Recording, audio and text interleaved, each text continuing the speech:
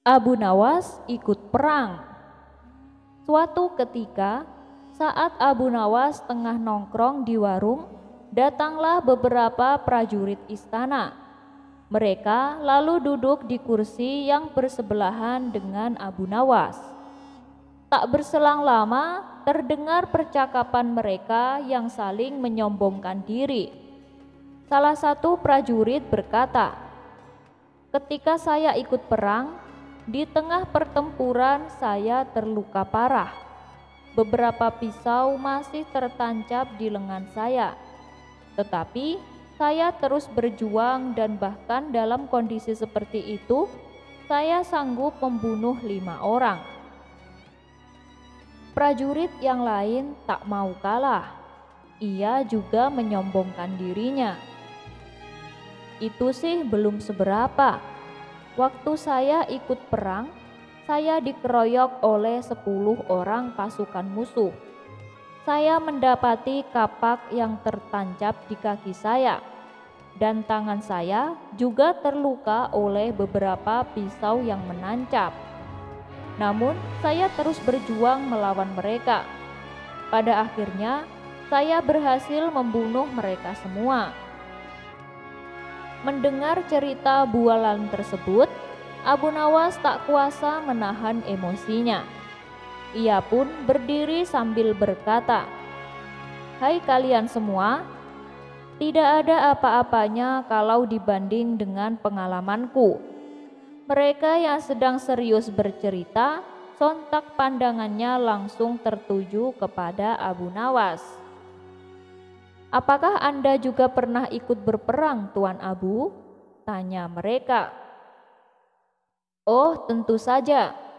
Sewaktu saya ikut dalam pertempuran, ada prajurit musuh tingginya 3 meter. Dia memotong kepala saya sampai jatuh ke tanah. Lalu saya ambil kembali kepala saya dan saya taruh di pundak, seolah-olah tidak terjadi apa-apa. Kemudian saya kembali bertempur dan berhasil membunuh prajurit tersebut." Seketika para prajurit ini dibuat terheran-heran dengan bualan Abu Nawas. Obat semua masalah. Sepandai-pandainya tupai melompat, pada akhirnya akan jatuh juga. Begitu pula dengan Abu Nawas. Secerdik-cerdiknya dia, pada akhirnya akan terkena sial juga. Kisah ini bermula saat Abu Nawas diundang ke istana oleh Baginda Raja. Rupanya Baginda Raja sudah mempersiapkan tantangan yang membuat Abu Nawas kewalahan.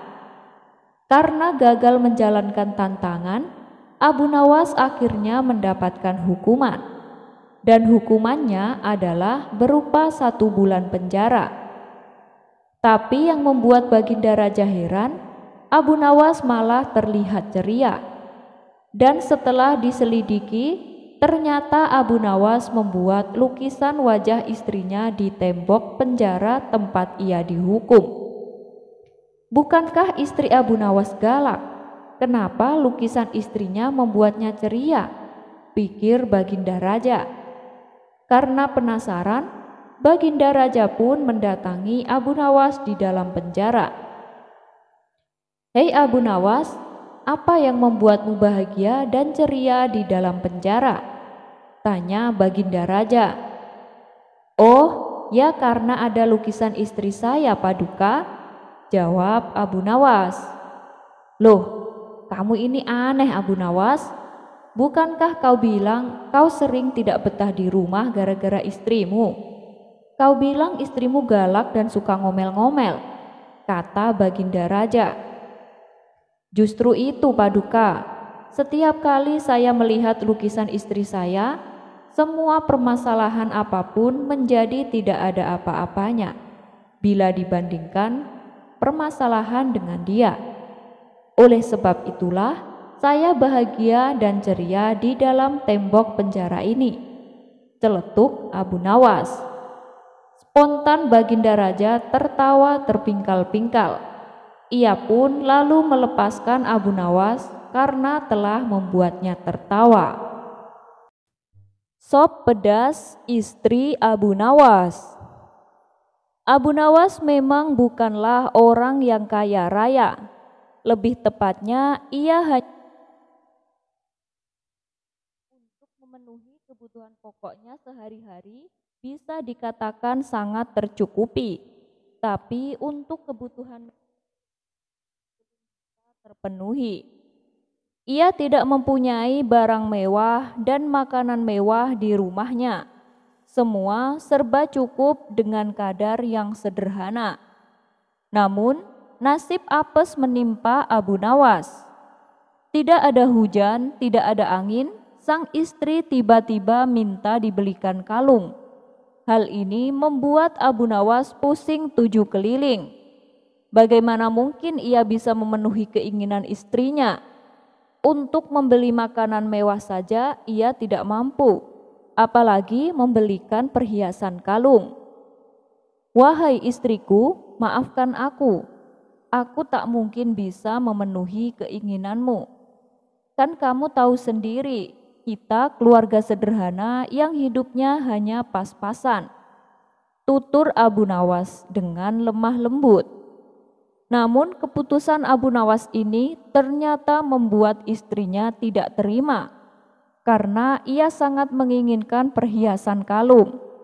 Dan selama ini ia merasa tak pernah menuntut apapun, tak pernah meminta yang macam-macam. Ia hanya ingin kali ini saja permintaannya dituruti. Entah bagaimana caranya, pokoknya ia ingin dibelikan kalung. Tapi lagi-lagi Abu Nawas tak berani mengiyakan. Ia hanya meminta istrinya supaya bersyukur dengan apa yang ada. Marahlah istri Abu Nawas. Ia terus ngomel dan memarahi suaminya. Tak tahan dengan omelan sang istri, Abu Nawas lalu pergi meninggalkan rumah. Istrinya yang masih marah kepada Abu Nawas berniat membalas dengan memasak sop yang sangat pedas. Saat malam tiba, Abu Nawas pun pulang. Sang istri pura-pura tersenyum hangat menyambut kedatangannya. Abu Nawas lalu diajaknya duduk di meja makan. Kemudian sang istri menghidangkan sop yang pedas tersebut. Melihat sikap istrinya yang sudah tidak marah lagi, Abu Nawas tersenyum ceria. Kamu memang istri yang solehah, puji Abu Nawas. Tapi sungguh malang, sang istri lupa dengan jebakannya sendiri. Ia menyendok sop pedas itu ke dalam piringnya dan memakannya. Air mata pun meleleh di kedua pipinya karena rasa pedas yang luar biasa. Abu Nawas seketika itu kaget dan heran melihat istrinya tiba-tiba menangis sesenggukan. Kenapa kamu menangis, wahai istriku? Tanya Abu Nawas khawatir. Dengan mengusap air matanya yang menetes di pipi, sang istri menjawab, dulu almarhum ibu sangat menyukai masakan sop ini. Setiap kali aku makan sop seperti ini, aku menjadi teringat almarhum ibu. Itulah yang membuat aku menangis, ujar sang istri berpura-pura. Sudahlah wahai istriku, ibumu itu orang yang baik. Insya Allah ia meninggal dalam keadaan husnul khotimah. Balas Abu Nawas menenangkan istrinya. Kini giliran Abu Nawas yang memakan sop pedas itu. Betapa terkejutnya ia, ternyata sop yang ia makan pedasnya bukan main. Dua mata Abu Nawas langsung meneteskan air mata tanpa henti. Bahkan air matanya lebih banyak dari sang istri. Tak mau kalah dengan sandiwara istrinya, Abu Nawas meluapkan rasa pedasnya dengan menangis terisak-isak. Kenapa kamu menangis, wahai suamiku? Tanya sang istri heran. Aku juga teringat almarhum ibumu. "Kenapa ia meninggalkanmu tanpa mengajak dirimu?" jawab Abu Nawas. Mendengar jawaban Abu Nawas, sang istri yang tadinya jengkel mendadak tertawa terpingkal-pingkal. Keduanya akhirnya rukun dan mesra kembali. Ya, begitulah namanya saja hidup berumah tangga. Pasti ada suka dan ada duka. Tentunya ada juga pertengkaran di dalamnya. Tapi jangan jadikan pertengkaran menjadi perpecahan, apalagi sampai terjadi perceraian. Pertengkaran hanyalah bumbu dalam rumah tangga, karena dengan adanya pertengkaran, kita bisa merasakan betapa nikmatnya kemesraan. Tentang rambut. Pada suatu ketika, kerajaan Raja Harun ar-Rasyid dipenuhi oleh kehadiran semua menteri dan para ilmuwan. Mereka sedang membahas tentang kejadian-kejadian aneh yang terjadi selama ini. Dan dalam pertemuan itu, Abu Nawas pun tak ketinggalan untuk nimbrung. Ketika dalam waktu istirahat, seorang ilmuwan tiba-tiba menghampiri Abu Nawas. Ia ingin menguji kecerdasan Abu Nawas. Dengan penuh keyakinan, ilmuwan itu pun bertanya, "Abu Nawas, aku punya pertanyaan sulit untukmu. Kenapa hidung kita ini ada rambutnya?" Abu Nawas sedikit tercengang dengan pertanyaan yang tiba-tiba itu. Tapi kemudian tanpa ragu, ia pun tersenyum dan menjawab dengan penuh kekonyolan, "Oh ilmuwan yang mulia, rambut di hidung itu adalah antena dan radar untuk cuaca. Coba, jika cuaca sekitar dingin, maka rambut di hidung itu akan berdiri dan membuat hidung menjadi geli. Nah, itu memberitahu kita bahwa saatnya untuk minum kopi." Para hadirin yang hadir pun tertawa terbahak-bahak mendengar jawaban konyol Abu Nawas. Meskipun jawabannya tak masuk akal, namun kecerdikan dan kekonyolan Abu Nawas selalu membuat suasana lebih cerah. Dan beberapa bulan kemudian, kerajaan dihadapkan pada suatu masalah yang sangat serius. Sebuah bencana alam membuat tanah tidak subur dan rakyat pun menjadi kelaparan. Baginda Raja yang telah mencari berbagai macam solusi dengan menghadirkan semua menteri dan semua ilmuwan, tapi tak ada hasilnya. Akhirnya Baginda Raja pun meminta bantuan Abu Nawas untuk menemukan solusinya. Abu Nawas dengan pandangan penuh kekonyolannya pun mengusulkan, "Wahai Paduka yang mulia, sebenarnya tanah ini bukan tidak subur Paduka, mereka ini hanya kelaparan. Jadi berikanlah makanan yang enak-enak padanya. Coba Paduka beri dia sayuran sop setiap pagi. Niscaya dia akan menjadi tanah yang subur."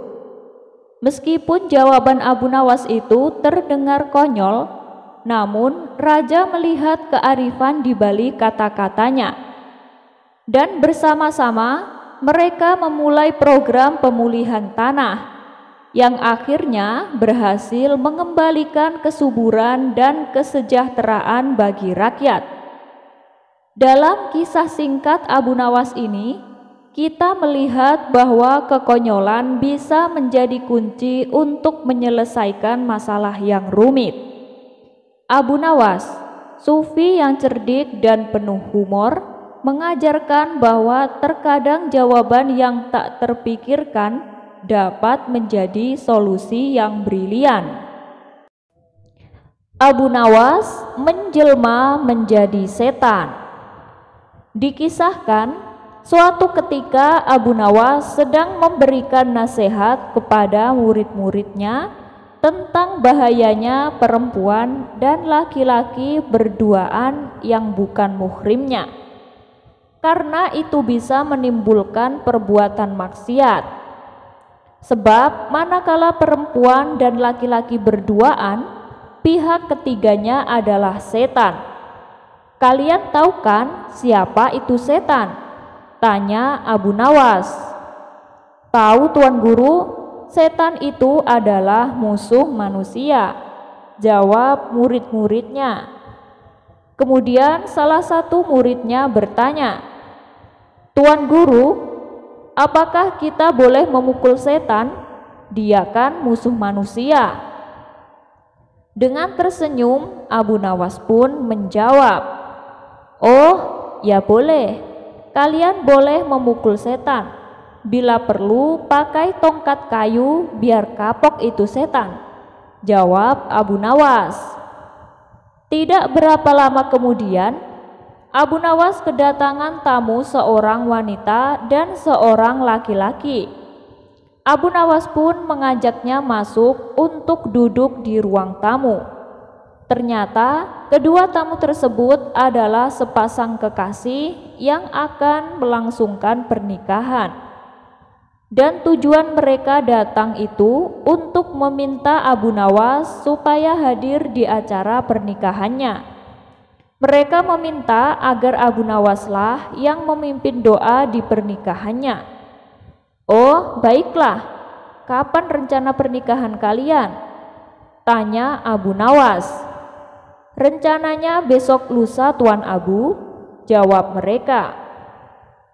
Ketika mereka sedang serius membicarakan rencananya, tiba-tiba beberapa anak murid datang dan menyerang Abu Nawas.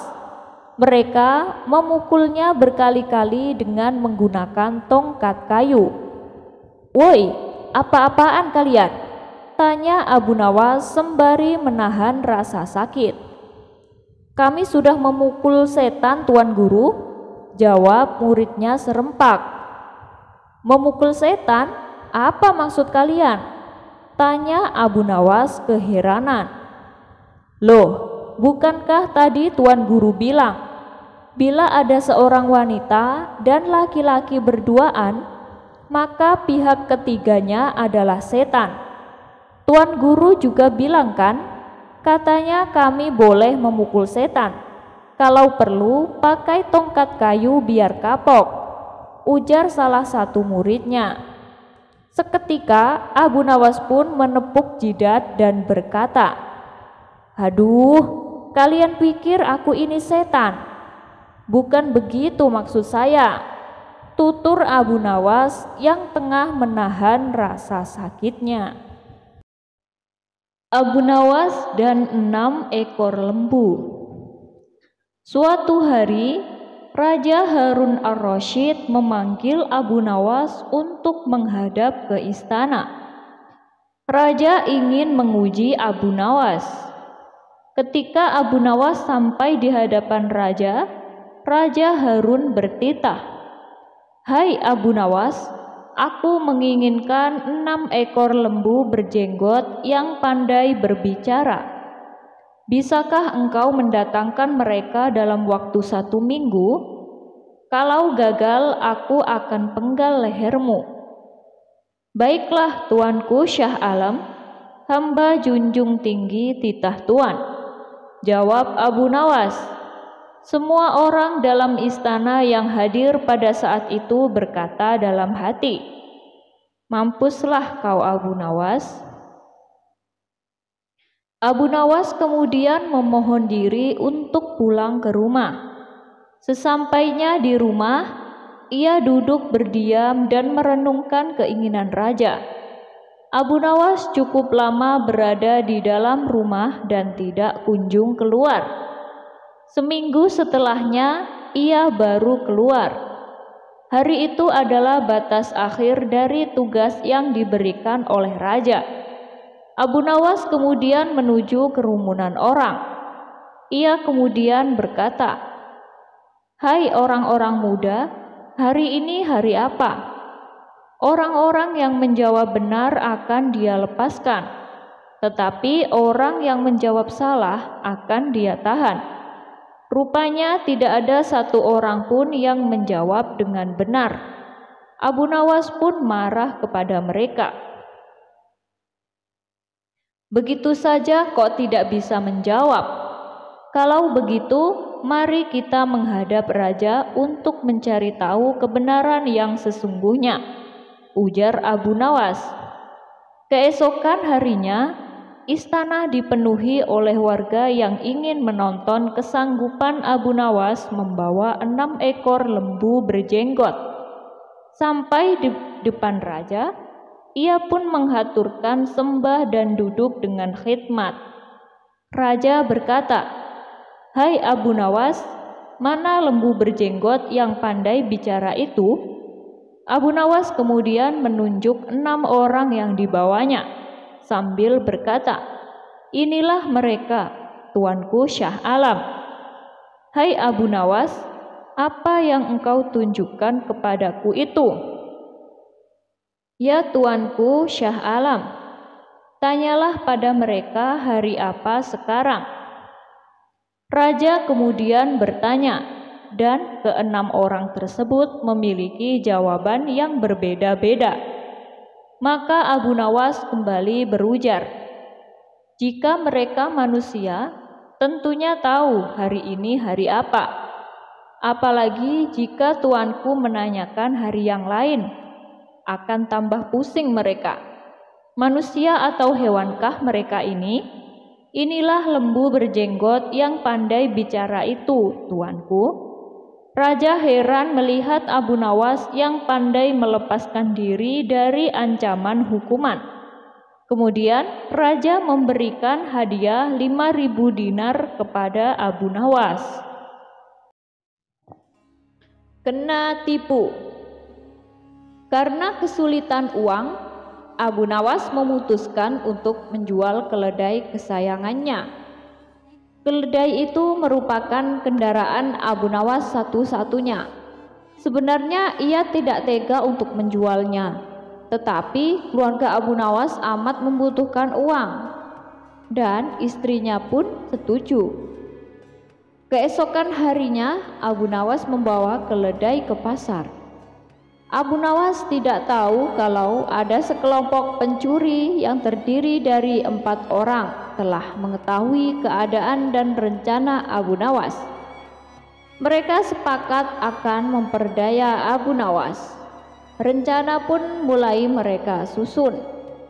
Ketika Abu Nawas beristirahat di bawah pohon, salah seorang mereka mendekat dan berkata, "Apakah engkau akan menjual kambingmu?" Tentu saja Abu Nawas terperanjat mendengar pertanyaan yang begitu tiba-tiba. "Ini bukan kambing," kata Abu Nawas. "Kalau bukan kambing, lalu apa?" tanya pencuri itu selanjutnya. "Keledai," kata Abu Nawas. "Kalau engkau yakin itu keledai, jual saja ke pasar dan tanyakan pada mereka," kata komplotan pencuri itu sambil berlalu. Abu Nawas tidak terpengaruh. Kemudian ia meneruskan perjalanannya. Ketika Abu Nawas sedang menunggang keledai, pencuri kedua menghampirinya dan berkata, "Mengapa kau menunggang kambing?" "Ini bukan kambing tapi keledai." "Kalau itu keledai, aku tidak bertanya seperti itu. Dasar orang aneh, kambing kok dikatakan keledai." "Kalau ini kambing, aku tidak akan menungganginya," jawab Abu Nawas tanpa ragu. "Kalau engkau tidak percaya, pergilah ke pasar dan tanyakan pada orang-orang di sana," kata pencuri kedua sambil berlalu. Abu Nawas belum terpengaruh dan ia tetap berjalan menuju pasar. Pencuri ketiga datang menghampiri Abu Nawas. "Hai Abu Nawas, akan kau bawa kemana kambing itu?" Kali ini Abu Nawas tidak segera menjawab. Ia mulai ragu. Sudah 3 orang mengatakan kalau hewan yang dibawanya adalah kambing. Pencuri ketiga tidak menyia-nyiakan kesempatan. Ia makin merecoki otak Abu Nawas. "Sudahlah, biarpun kau bersikeras hewan itu adalah keledai, nyatanya itu adalah kambing.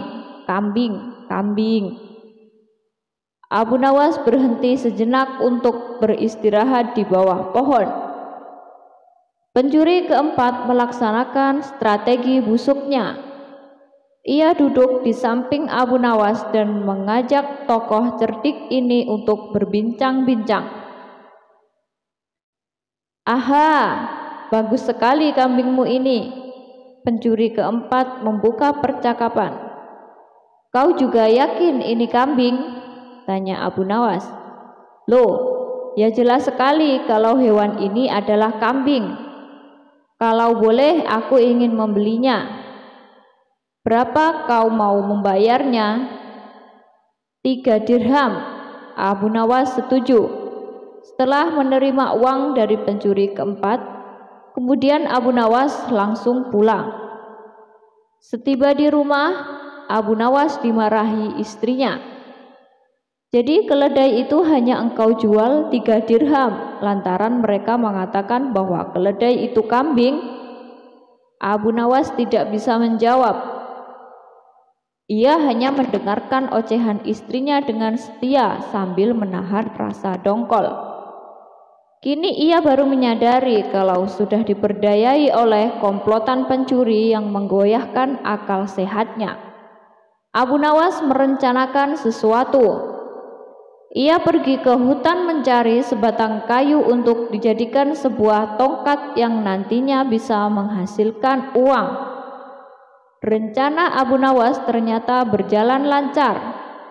Hampir semua orang membicarakan keajaiban tongkat Abu Nawas.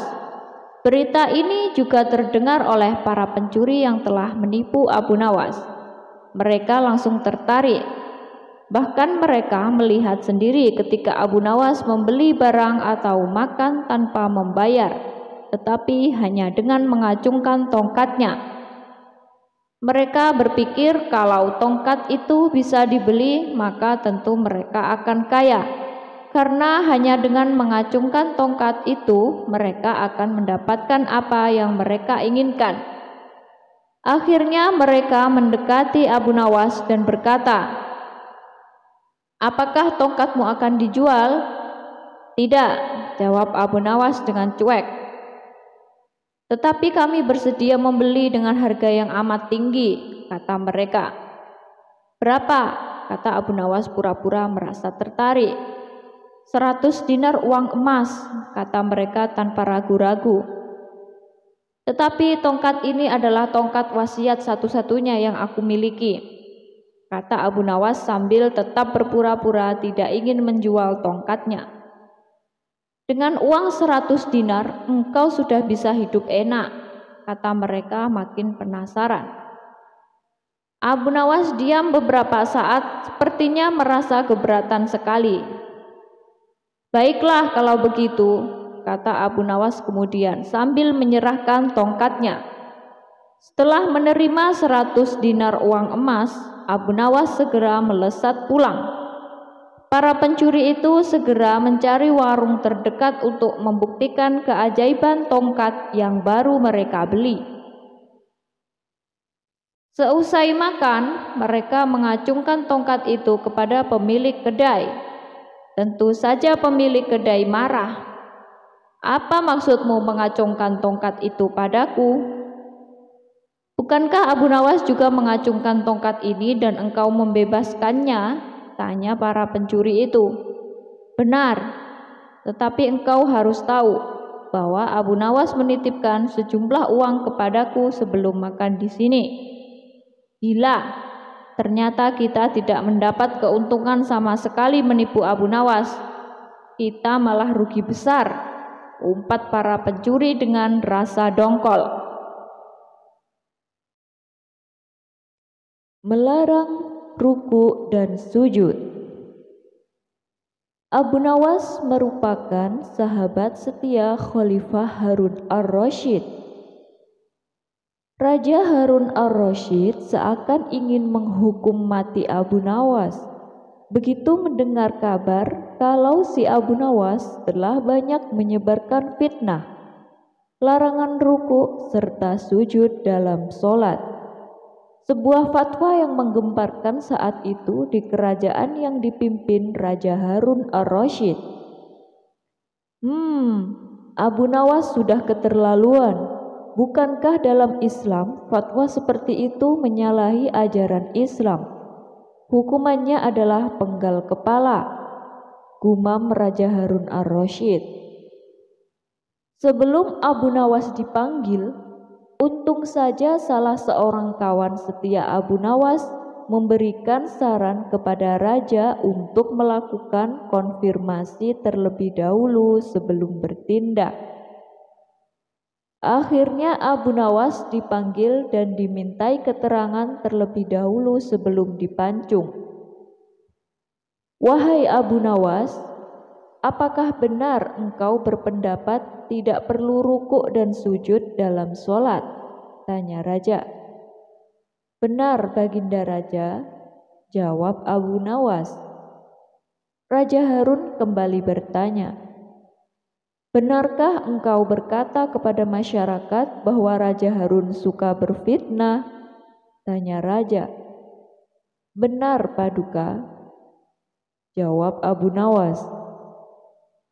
Sontak saja Raja Harun berteriak dengan keras dan menggelegar, "Engkau memang pantas dihukum mati karena melanggar syariat Islam dan menyebarkan fitnah tentang junjunganmu," teriaknya.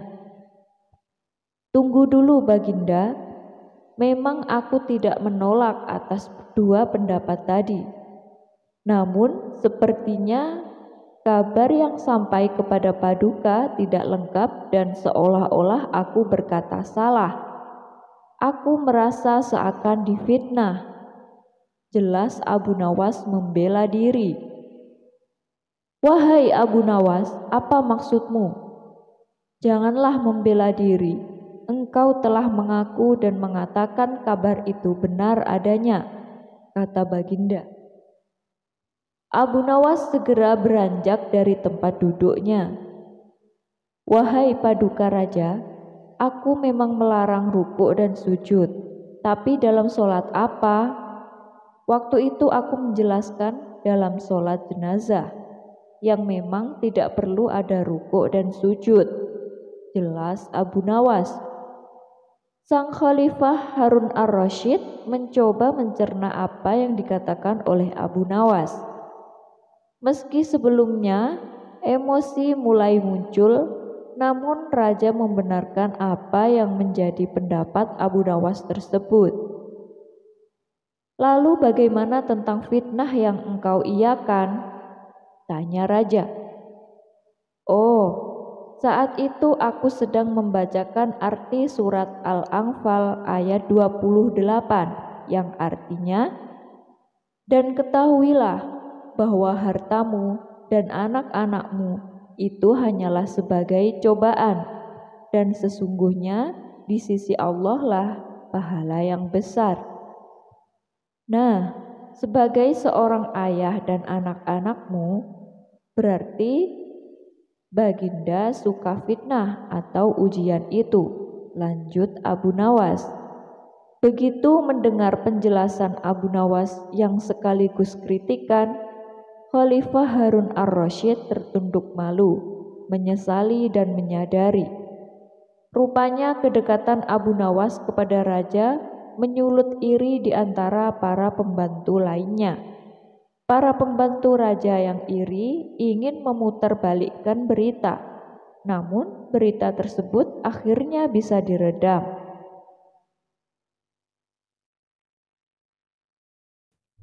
Abu Nawas dan saudagar yang pelupa. Dikisahkan Abu Nawas mempunyai tetangga seorang saudagar yang paling kaya di desanya. Dia bernama Tuan Hamid. Kebun kurmanya sangatlah luas, sehingga bila panen tiba, ia mempekerjakan penduduk setempat untuk membantu dirinya. Abu Nawas yang kala itu sedang membutuhkan uang juga ikut bekerja kepada Tuan Hamid. Setelah pekerjaannya selesai, satu persatu warga diberikan upah dan sekantong buah kurma.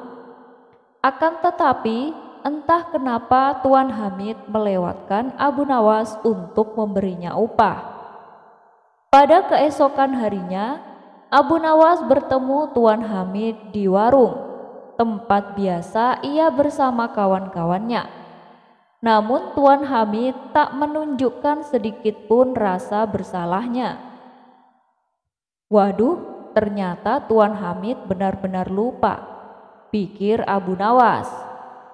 Untuk menagihnya secara langsung, Abu Nawas merasa tak enak, takutnya membuat malu Tuan Hamid. Karena pada saat itu banyak orang sedang duduk di warung. Akhirnya muncullah sebuah ide untuk mengingatkan Tuan Hamid, tentunya tanpa harus membuatnya malu. Tuan Hamid, tadi malam saya bermimpi kuda Tuan bisa berbicara dan menari, kata Abu Nawas. Oh ya, lalu apa yang dikatakan kuda saya? Tanya Tuan Hamid. Dia bilang Tuan Hamid sangat bijaksana. Dia memperlakukan kudanya sangat baik. Lalu saya tanya sama dia, apa buktinya? Kuda itu menjawab, setiap kali Tuan Hamid menyuruhnya menari, ia selalu diberi upah atas pekerjaannya, tutur Abu Nawas. Seketika Tuan Hamid pun tertawa, tapi tak berapa lama ia langsung tersadar.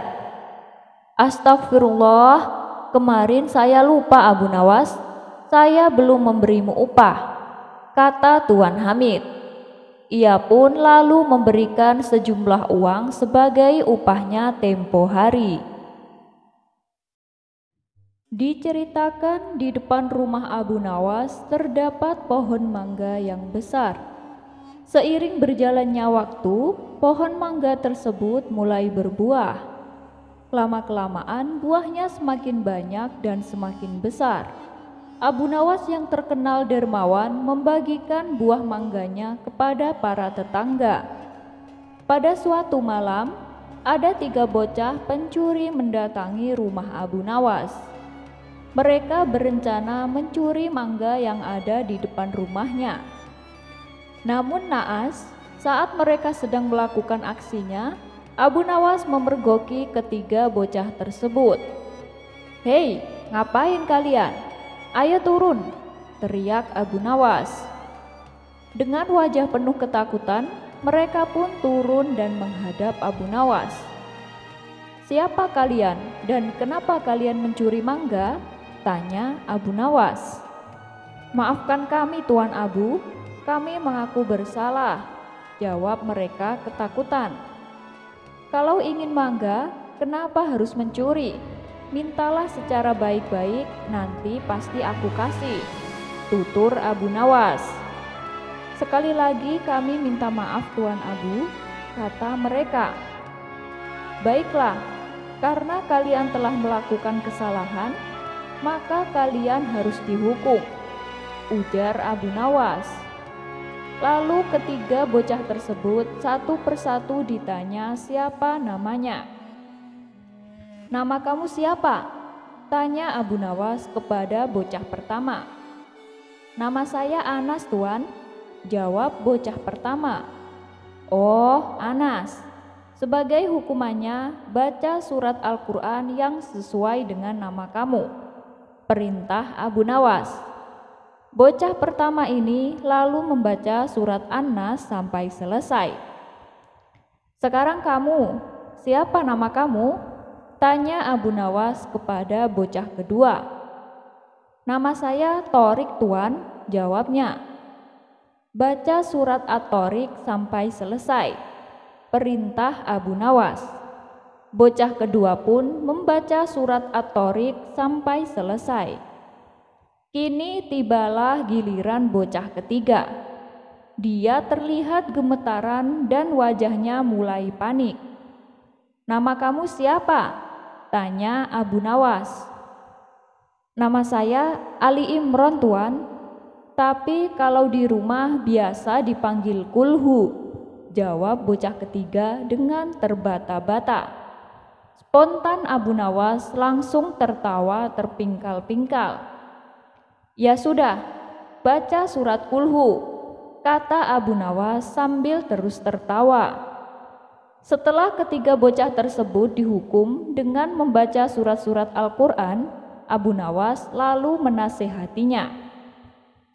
"Kalian harus berjanji, jangan sampai mengulangi perbuatan ini. Setuju?" tanya Abu Nawas. "Setuju, Tuan Abu," jawab mereka serempak. Kemudian Abu Nawas memberi mereka sekantong buah mangga. "Sekarang pulanglah," ucap Abu Nawas. Ketiga bocah tersebut lalu pamit pulang dan mengucapkan terima kasih. Dari sekian banyak murid Abu Nawas, ada salah satu murid yang terkenal badung, tapi juga lucu. Dia bernama Ali. Suatu hari, saat Abu Nawas sedang menyampaikan ilmu agama, Ali terlihat sangat serius mendengarkan. Kala itu Abu Nawas sedang menerangkan tentang keutamaan sedekah. Dengan sedekah, orang-orang bisa terhindar dari penyakit dan juga terhindar dari mara bahaya. Bahkan ketika bersedekah secara ikhlas, hartanya tidak akan berkurang, tapi justru sebaliknya, hartanya akan bertambah. Itu semua karena Allah membalasnya 10 kali lipat. Ali yang sedari tadi terlihat serius, tiba-tiba wajahnya mendadak berubah murung. "Kamu kenapa, Ali?" tanya Abu Nawas. "Tadinya saya sangat tertarik dengan pahala sedekah, tapi saya ini anak orang miskin, Tuan Guru, jadi saya tidak bisa bersedekah," kata Ali memberitahu. Dengan tersenyum Abu Nawas membalas, "Wahai Ali, sedekah tidak harus dengan harta. Kita membantu pekerjaan teman itu juga termasuk sedekah. Bahkan senyum saja itu termasuk bagian dari sedekah," tutur Abu Nawas. Mendengar hal itu, Ali pun merasa lega. Hingga akhirnya datanglah hari Jumat. Ketika waktu sudah menunjukkan siang, Ali dan kawan-kawannya segera menuju masjid guna menunaikan sholat Jumat. Tatkala khotib sedang membacakan khotbah, kotak jariah mulai berputar mengitari satu persatu jamaah yang hadir. Dan saat kotak jariah tersebut berhenti di depan Ali, ia memeganginya cukup lama sambil tersenyum ke arahnya. Kemudian Ali memberikan kotak itu kepada jamaah sholat di sampingnya. Melihat perilaku Ali ini, kawan-kawannya menjadi heran. Sepulang dari sholat Jumat, Ali ditegur oleh kawan-kawannya. "Hei Ali, kotak jariah bukan disenyumi, tapi dimasuki uang sebagai sedekah." Namun Ali tak menghiraukan ucapan mereka. Ia tak menjawab sepatah kata pun dan berlalu meninggalkan kawan-kawannya. "Kayaknya Ali sudah gila," kata salah satu dari mereka. Karena khawatir dengan kondisi Ali, mereka pun berniat mengadukan kepada Abu Nawas selaku guru mereka. Mereka lalu pergi menuju majelis tempat Abu Nawas mengajar. "Tuan Guru, sepertinya Ali sudah gila," tutur mereka. "Gila? Gila kenapa?" tanya Abu Nawas. Mereka lalu menceritakan peristiwa di masjid waktu sholat Jumat. "Baiklah, panggil Ali ke sini," perintah Abu Nawas. Kemudian murid-muridnya ini segera membawa Ali ke hadapan Abu Nawas. "Wahai Ali, apakah benar yang dikatakan kawan-kawanmu itu?" tanya Abu Nawas. "Benar, Tuan Guru," jawab Ali. "Apa alasanmu berbuat demikian?" tanya Abu Nawas kembali. "Bukankah tempo hari Tuan Guru menjelaskan bahwa senyum juga merupakan sedekah? Berhubung saya tidak punya uang, maka saya sedekah pakai senyum," kata Ali menjelaskan. Seketika Abu Nawas terkejut dengan jawaban Ali. "Jadi maksudmu senyum ke kotak jariah tujuannya untuk sedekah? Tanya Abu Nawas memastikan. Benar Tuan Guru, jawab Ali. Mendengar hal itu, seisi ruangan majelis tertawa terpingkal-pingkal.